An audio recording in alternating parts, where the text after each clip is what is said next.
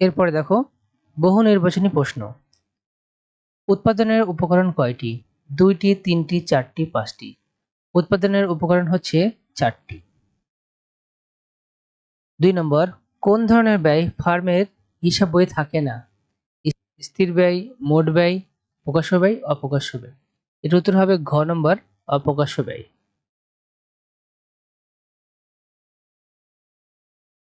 উপরে যে চিত্রটি দেওয়া আছে সেটি থেকে 3 নম্বর আর 4 নম্বর প্রশ্নের উত্তর করতে হবে।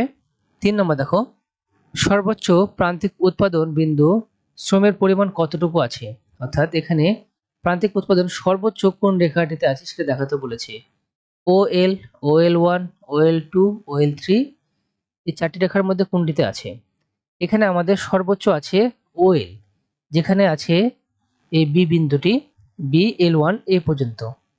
তাহলে এখানে আমাদের সঠিক উত্তর হবে OL1।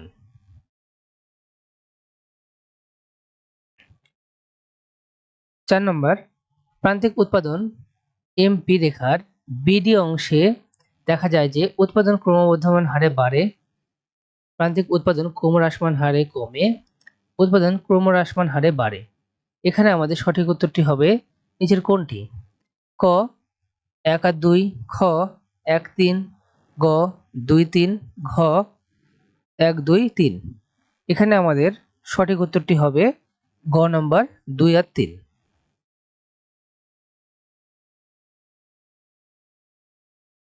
এরপর হচ্ছে সৃজনশীল প্রশ্ন। 1, কবির একজন আসবাবপত্র ব্যবসায়ী। দেশের বিভিন্ন স্থানে তার কয়েকটি আসবাবপত্রের দোকান আছে। তিনি 30 জন কর্মচারীর সাথে কাঠ থেকে বিভিন্ন আসবাবপত্র তৈরি করে দোকানে সরবরাহ করেন। প্রতিটি দোকানের জন্য তিনি আলাদা লোক নিয়োগ করেন। পণ্যের বাজার বিস্তৃত করার জন্য তিনি প্রদর্শনীতে অংশ নেন। বাজারে তার আসবাবপত্রের চাহিদাও দিন দিন বেড়েই চলেছে। তাহলে এখানে ক নম্বর প্রশ্নটি দেখো, শ্রম কাকে বলে? খ ক্রমহ্রাসমান উৎপাদন বিধি বলতে কি বোঝায়? গ কবিরের উপযোগ সৃষ্টিতে তোমার পাঠ্য বইয়ের আলোকে তা ব্যাখ্যা করো। ঘ কবির কি একজন সফল সংগঠক বলা যায়? তোমার উত্তরের পক্ষে তার যুক্তি দাও। তাহলে চলো আমরা এই সৃজনশীল প্রশ্নের উত্তরটা দেখি।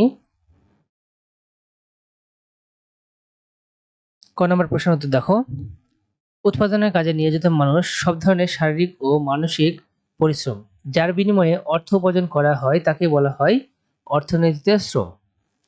খ নম্বর, অন্যান্য অবস্থা অপরিবর্তিত রেখে উৎপাদনের ক্ষেত্রে ক্রমাগতভাবে অধিক হারে শ্রম ও মূলধন নিয়োগ বৃদ্ধি করার ফলে উৎপাদন যদি উপকরণ নিয়োগের হার অপেক্ষা কম হারে বৃদ্ধি পায় তাহলে তাকে ক্রমহ্রাসমান প্রান্তিক উৎপাদন বিধি বলে। মনে করি ভূমি ও শ্রম দুটি উপকরণ আছে। উৎপাদন ক্ষেত্রে ভূমি স্থির রেখে শ্রমের পরিমাণকে ক্রমান্বয়ে বৃদ্ধি করা হলে মোট উৎপাদন প্রথম পর্যায়ে ক্রমবর্ধমান হারে বৃদ্ধি পায় এবং পরে ওই জমিতে আবার শ্রম নিয়োগ করলে মোট উৎপাদন ক্রমহ্রাসমান হারে বাড়ে। উপকরণ ব্যবহারের সাথে উৎপাদন বাড়ার এই নিয়ম অর্থনীতিতে ক্রমহ্রাসমান প্রান্তিক উৎপাদন বিধি বলা হয়। এই ছিল খ নম্বর প্রশ্নের উত্তর। গ নম্বরটি দেখো, কবিরের উপযোগ সৃষ্টির প্রক্রিয়াটি দ্বারা রূপগত ও স্থানগত উপযোগ সৃষ্টি হয়েছে। কোনো একটি বস্তুর আকার বা রূপ পরিবর্তনের মাধ্যমে নতুন যে উপযোগ সৃষ্টি করা হয় তাকে বলা হয় রূপগত উপযোগ। আবার কোনো দ্রব্য এক জায়গা থেকে অন্য জায়গাতে স্থানান্তর করলে যে উপযোগ সৃষ্টি হয় তাকে স্থানগত উপযোগ বলে। যেমন কাঠকে সুবিধা মতো পরিবর্তন করে আসবাবপত্র তৈরি করলে রূপগত উপযোগের সৃষ্টি হয়, আর এসব আসবাবপত্র এক স্থান থেকে অন্য স্থানে নিয়ে গিয়ে বিক্রি করলে স্থানগত উপযোগের সৃষ্টি হয়। উদ্দীপকে কবির একজন আসবাবপত্র ব্যবসায়ী, তিনি কাঠ সংগ্রহ করে বিভিন্ন স্থানে আসবাবপত্র তৈরি করে। কাঠ থেকে বিভিন্ন আসবাবপত্র তৈরি করা হলে নতুন উপযোগ সৃষ্টি হয়, আর এটি হলো রূপগত উপযোগ। তাছাড়া কবি নতুন করে আসবাবপত্র দেশের বিভিন্ন দোকানে বিক্রি করে এবং তিনি আসবাবপত্রের প্রদর্শনীতেও তিনি অংশ নেন।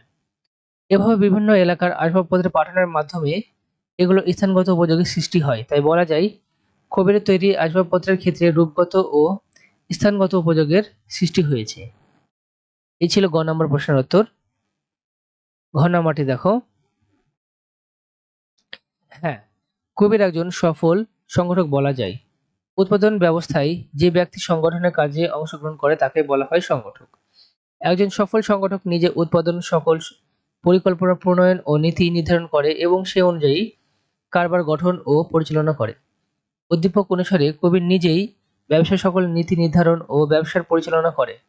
এছাড়া সে উৎপাদনের বিভিন্ন উপকরণ তথা ভূমি, শ্রম ও মূলধন সুষ্ঠু সমন্বয় সাধনের মাধ্যমে নিজের আসবাবপত্রের ব্যবসার সম্প্রসারণ করেন। তিনি প্রদর্শনীতে অংশ নিয়ে তার উৎপাদিত দ্রব্য নতুন বাজারে অনুসন্ধান করে, যার ফলে দ্রব্যের চাহিদা ও মুনাফা বৃদ্ধি পায়। এছাড়াও কবি তার দোকানে অধিক লোক কর্মসংস্থান সৃষ্টির মাধ্যমে দেশের অর্থনৈতিক উন্নয়নে সহায়তা করে। কবির উৎপাদনের জন্য প্রয়োজনীয় উপকরণসমূহ সংগ্রহ করে উৎপাদিত দ্রব্য বাজারজাতকরণ পর্যন্ত সকল দায়িত্ব, ঝুঁকি ও বহন কাজটি করে থাকেন। কাজে কবি তার ব্যবসায়ের কার্যাবলী সুষ্ঠুভাবে সম্পাদনের মাধ্যমে একজন সফল সংগঠক হতে পেরেছেন বলে আমি মনে করি। এই ছিল ঘ নম্বর প্রশ্নের উত্তর। এই ছিল ১ নম্বর সৃজনশীল প্রশ্নের উত্তর। ২ নম্বরটি দেখো। হোসেন আলী প্রথম বছর তার নিজের ১ একর জমিতে একজন শ্রমিক নিয়োগ করে ৫০ কেজি ধান উৎপাদন করেন। অধিক উৎপাদনের জন্য তিনি পরবর্তী বছরগুলোতে অধিক শ্রম নিয়োগ করে যে উৎপাদন পান তার নিচে সারণীতে দেখানো হলো। প্রথমে দেওয়া আছে শ্রমিকের সংখ্যা, ধানের মোট উৎপাদন কেজি, ধানের মোট উৎপাদনের মূল্য হচ্ছে প্রতি কেজি ২০ টাকা, প্রান্তিক উৎপাদন মূল্যে এখানে একজন শ্রমিক ৫০ কেজি ধান উৎপাদন করে, আবার দুজন মিলে কাজ করলে ১০৩, ১৩০, 4জন এখানে ১৫০ কেজি। এখানে যে ফাঁকা ঘরগুলো আছে সেগুলো আমাদেরকে পূরণ করতে হবে। তাহলে চলো আমরা এটা দেখি। ক, মোট উৎপাদন কাকে বলে? খ, ব্যক্তিগত ব্যয় বলতে কি বোঝায়? গ, উপরের সারণী পূরণ করো। ঘ, সারণীতে উপস্থিত বিষয়টি বাংলাদেশের কৃষিক্ষেত্রে প্রযোজ্য, তোমার মতামত দাও। তাহলে চলো আমরা এই ২ নম্বর সৃজনশীল প্রশ্নের উত্তরটা দেখি। ক নম্বর প্রশ্নের উত্তর দেখো। বিভিন্ন উপকরণ নিয়োগের দ্বারা যে পরিমাণ উৎপাদন পাওয়া যায় তাকে বলা হয় মোট উৎপাদন। এই হলো ক নম্বর প্রশ্নের উত্তর। খ, ব্যক্তিগত ব্যয় হচ্ছে উৎপাদনের সাথে জড়িত সব ধরনের প্রকাশ্য ও অপ্রকাশ্য ব্যয়ের যোগফল। কোনো উৎপাদনী প্রতিষ্ঠান ভাড়া বা উপকরণ ক্রয়ের জন্য দৃশ্যমান যে ব্যয় করে থাকে তাকে বলা হয় প্রকাশ্য ব্যয়। যেমন ফার্মে কর্মরত মানুষের বেতন, ভাতাদি, কাঁচামাল, মাধ্যমিক দ্রব্য ক্রয়ের জন্য ব্যয়, বাড়ি ভাড়া, মূলধনের সুদ ইত্যাদি হলো প্রকাশ্য ব্যয়। আর উদ্যোক্তার নিজের শ্রমের মূল্য, স্বনিয়োজিত সম্পদের ব্যয় ও উদ্যোক্তার আনুষঙ্গিক ব্যয় ইত্যাদি হলো অপ্রকাশ্য ব্যয়। এ সকল প্রকাশ্য ও অপ্রকাশ্য ব্যয়ের সমষ্টি হলো ব্যক্তিগত ব্যয়। এই ছিল খ নম্বর প্রশ্নের উত্তর। গ নম্বরটি দেখো এবার। উদ্দীপকে উল্লেখিত সারণীটি পূরণ করে মূল ধারণাটি ব্যাখ্যা করা হলো। দেখো, প্রথমে দেওয়া আছে শ্রমিকের সংখ্যা, ধানের মোট উৎপাদন হচ্ছে কেজিতে, ধানের মোট উৎপাদনের মূল্য যা প্রতি কেজি ২০ টাকা, আর প্রান্তিক উৎপাদন মূল্য এখানে তুলে ধরা হয়েছে। সব থেকে আমরা বুঝতে পারছি একজন শ্রমিক নিয়োগ করে ৫০ কেজি ধান উৎপাদন করা যায়, আবার তার প্রতি কেজি মূল্য হচ্ছে ২০ টাকা। তাহলে মোট উৎপাদনে আমাদের হচ্ছে এখানে ১০০০ টাকা। একইভাবে দ্বিতীয় শ্রমিক যখন নিয়োগ দিচ্ছি তখন হচ্ছে আমাদের ২০০০, তৃতীয় শ্রমিক নিয়োগ দিলে আমরা পাচ্ছি ২৬০০ টাকা, চতুর্থ শ্রমিক নিয়োগ দিলে আমরা পাচ্ছি ৩০০০।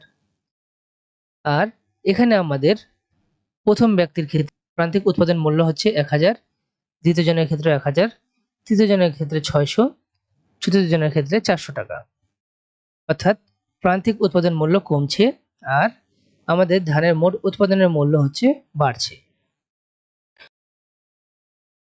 উপরের ছকটিতে দেখা যাচ্ছে একজন শ্রমিক নিয়োগ করলে ৫০ কেজি ধান উৎপাদন করা, তখন প্রতি কেজি ধানের মূল্য থাকে ২০ টাকা, তাহলে মোট উৎপাদন হচ্ছে ১০০০ টাকা। একইভাবে দ্বিতীয়, তৃতীয়, চতুর্থ জন শ্রমিক নিয়োগ করলে ধান মোট উৎপাদনের মূল্য হয় যথাক্রমে ২০০০ টাকা, ২৬০০ টাকা ও ৩০০০ টাকা। কাজেই দুজন শ্রমিকের ক্ষেত্রে প্রান্তিক উৎপাদন হচ্ছে ২০০০, ১০০০, বা এখানে ২০০০ থেকে যদি আমরা ১০০০ বাদ দিই তাহলে আমরা পাই ১০০০ টাকা। একইভাবে তৃতীয় জন ও চতুর্থ জনের যদি আমরা প্রান্তিক উৎপাদন বের করতে চাই তাহলে আমরা পাই ৬০০ টাকা থেকে ৪০০ টাকা। সুতরাং শ্রমিকের সংখ্যা ক্রমান্বয়ে বাড়ানোর ফলে প্রান্তিক উৎপাদন হ্রাস পাচ্ছে আর মোট উৎপাদন বৃদ্ধি পাচ্ছে। এই ক্রমহ্রাসমান প্রান্তিক উৎপাদন বৃদ্ধি নির্দেশ করা হলো এই ছকটির মূল ধারণা। এই ছিল গ নম্বর প্রশ্নের উত্তর। ঘ নম্বরটি দেখো। সারণীতে উপস্থাপিত বিষয়টি হলো ক্রমহ্রাসমান প্রান্তিক উৎপাদন বিধি, যা বাংলাদেশের কৃষিক্ষেত্রেও প্রযোজ্য। ভূমির সীমাবদ্ধ যোগান ও উর্বরা শক্তি হ্রাস, কৃষি প্রজনন সমন্বয়ে কাজ, শ্রম বিভাজনের সীমিত সুযোগ ও আধুনিক যন্ত্রপাতি ব্যবহারের সীমাবদ্ধতা ইত্যাদি কারণে কৃষিক্ষেত্রে ক্রমহ্রাসমান প্রান্তিক উৎপাদন বিধিটি বিশেষভাবে কার্যকর করা হয়। উদ্দীপকে লক্ষ্য করা যায়, হোসেন আলী তার নির্দিষ্ট জমিতে ক্রমান্বয়ে শ্রমিক নিয়োগ বাড়ালে মোট উৎপাদন বাড়ে। হোসেন আলীর মতো বাংলাদেশের অন্যান্য শ্রমিকেরা কৃষি উৎপাদনের ক্ষেত্রে এই বিধিটি কার্যকারিতা পরিলক্ষিত হয়। ভূমি প্রকৃতির দান, কিন্তু এর যোগান সীমাবদ্ধ। এই ভূমির উপর কৃষি সর্বাধিক নির্ভরশীল। সাধারণভাবে লক্ষণীয় যে এই ভূমিতে কৃষি উৎপাদন বৃদ্ধির লক্ষ্যে যে হারে উপকরণ ব্যয় বৃদ্ধি করা যায়, উৎপাদন সে হারে বৃদ্ধি পায় না, বরং কম হারে বৃদ্ধি পায়। ভূমির উর্বরা শক্তি অসীম নয়। একই ভূমি বারবার ব্যবহার করার ফলে প্রাকৃতিক নিয়মে উর্বরা শক্তি কমতে থাকে, ফলে ভূমিতে উৎপাদিত ফসলও কম পাওয়া যায়। এছাড়া কৃষিকাজ হলো উৎপাদনশীল কাজ। যেহেতু ভূমির পরিমাণ, ক্ষমতা, আবহাওয়া ও তাপমাত্রা, প্রকৃতি ইত্যাদি কারণে প্রভাবিত হয়, তাই যান্ত্রিক কলা-কৌশল ভূমির ক্ষেত্রে অনেকটাই সীমিত পর্যায়ে ব্যবহার করা হয়। এ কারণে কৃষি উৎপাদন কমে যায়। উপর্যুক্ত কারণগুলোর প্রেক্ষিতে বলা যায় যে বাংলাদেশের কৃষিক্ষেত্রে ক্রমহ্রাসমান প্রান্তিক উৎপাদন বিধিটি প্রযোজ্য। এই ছিল ২ নম্বর সৃজনশীল প্রশ্নের উত্তর।